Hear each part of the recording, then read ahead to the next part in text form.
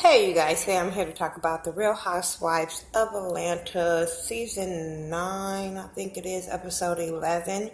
But before I do, let me say happy birthday to all the January birthdays. Shout out to y'all. Shout out to all my Team January, Jumpstart January family. That's everybody that's doing a video in the month of January.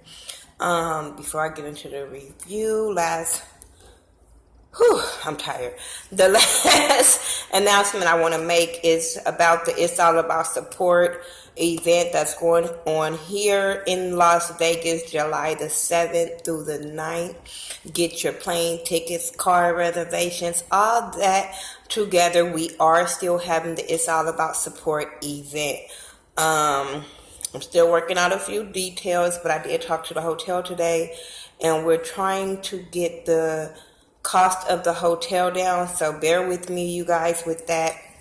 So far we looking into like $85 a night for Friday and Saturday, and then on Sundays I think it's $70 a night, and that's really good to get a hotel. And the hotel is maybe a block or two away from the strip, so I'm trying to get everything really close, and you could still be a tourist at the same time. So just bear with me with that. But the event will go on July the 7th through the 9th. So just be prepared for that. And it's all about support, so come with a positive attitude and ready to have some turn up fun. The Real Housewives, okay. It was a good episode. It was a really good episode because of Kenya and Phaedra's doing. Phaedra wanted to have a camp for the Flint, Michigan kids, and she wanted to invite Kenya along so she can talk to the kids because that's Kenya's hometown. I thought that was really dope.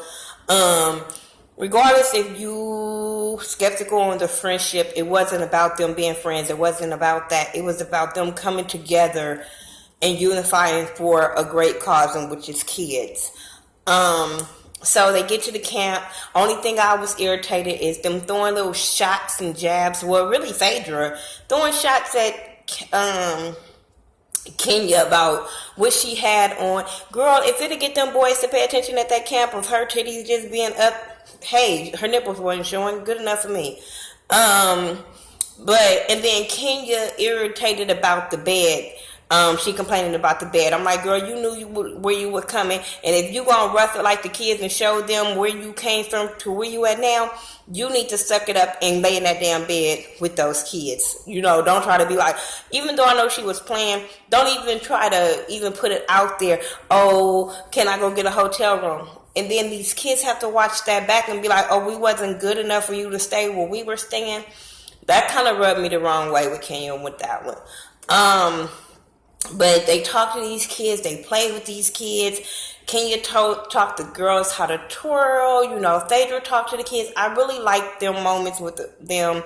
I liked how the kids were telling their stories about the little girl was talking about people make fun of her hair. So Kenya taught her how to tell people she's fabulous and twirl on, and it was just really good. They talked about skin color, and I'm really it touched me when it comes to dark-skinned girls and having a problem because of my daughter. My daughter is darker than me.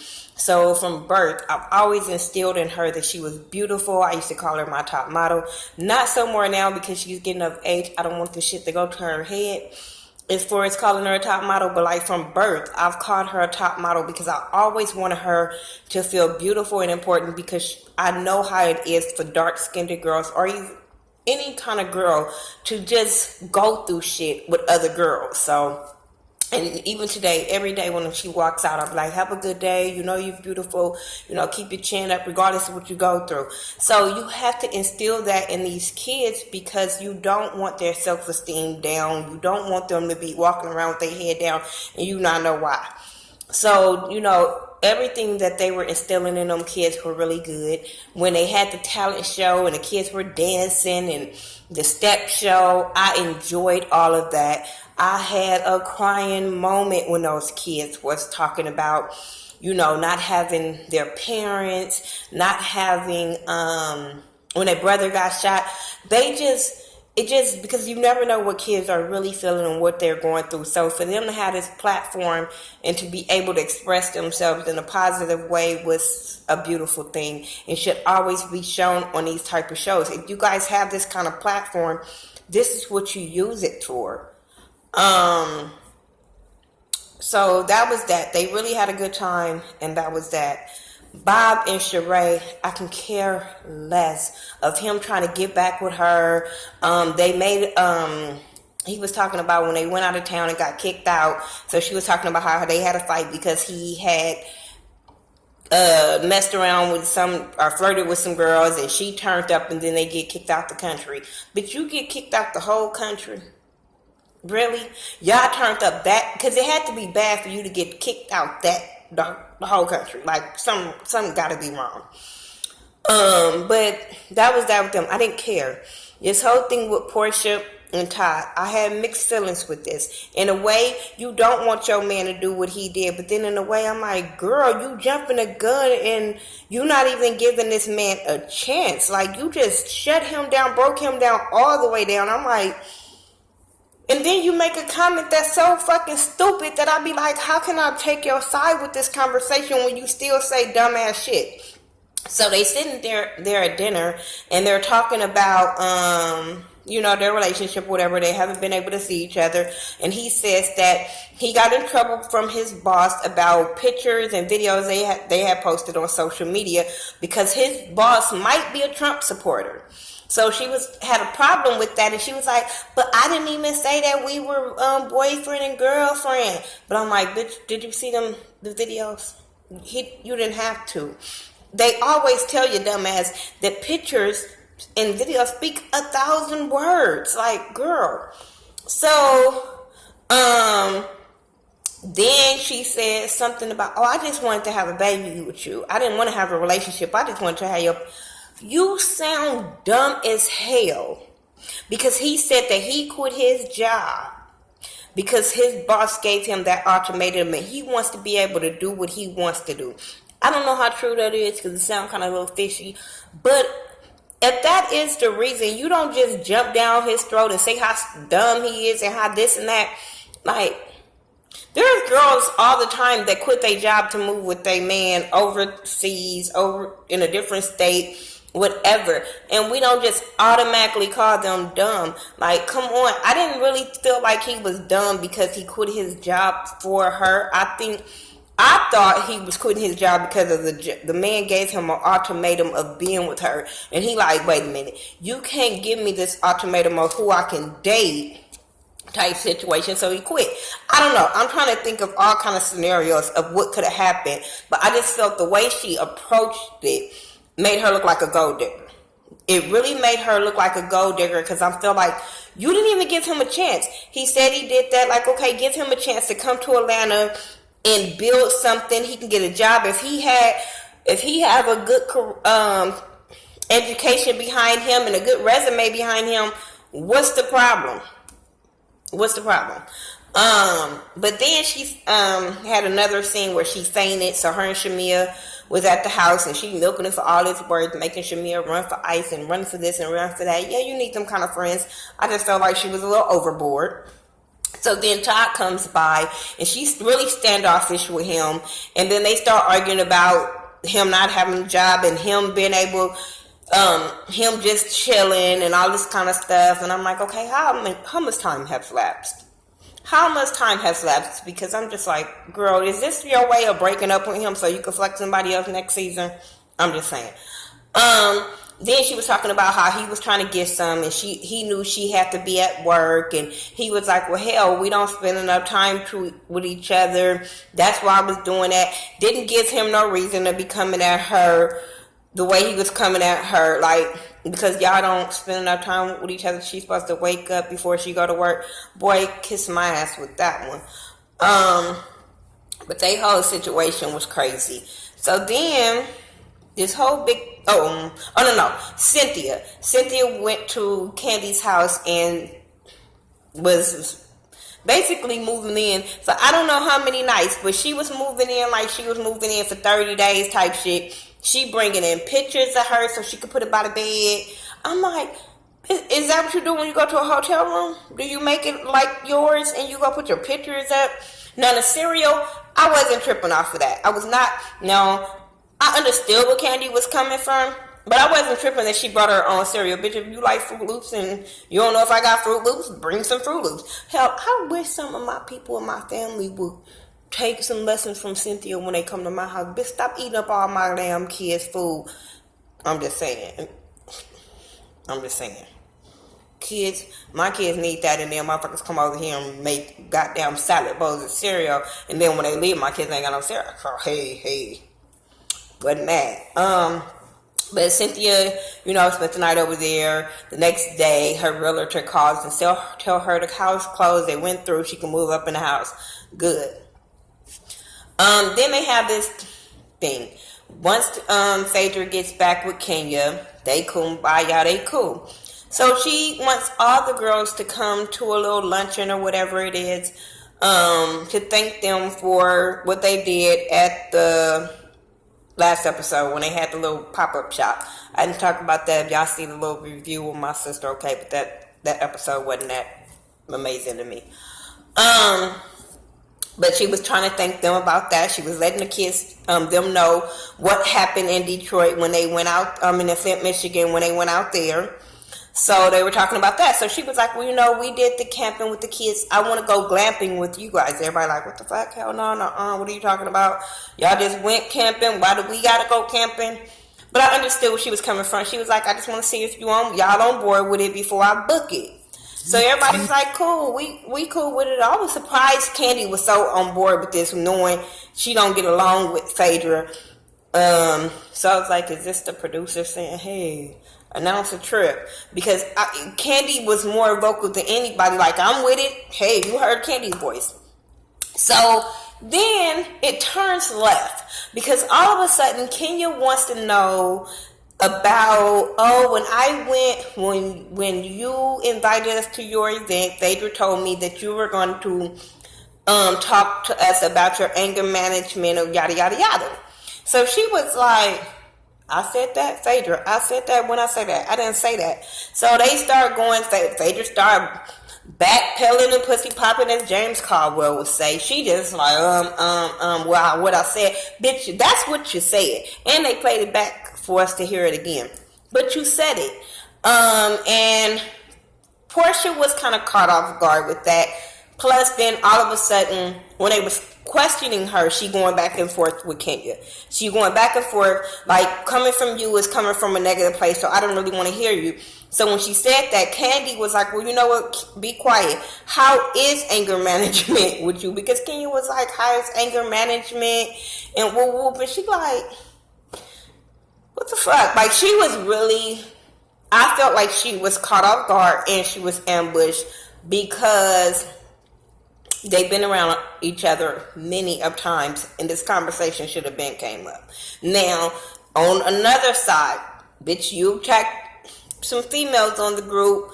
They have every right to ask you, how's your anger management going because of we've been somewhere. So I see both sides. I just felt like, why now, Kenya? Like, I understand y'all talking about the trip. It was just like really, really, really left when Kenya did that. I was just like, why the fuck are we doing this right now? Like, why are we starting shit at this table right now when everybody is getting along?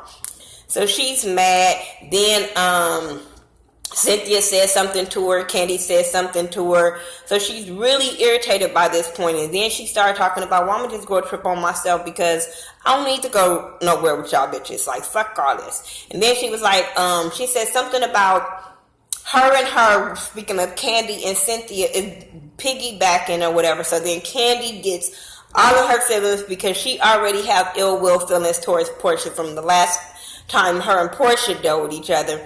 So she already on the fence. So then them two start arguing. But it seemed like Portia was willing to argue with Kenya, but not so much with Candy. You know what I'm saying?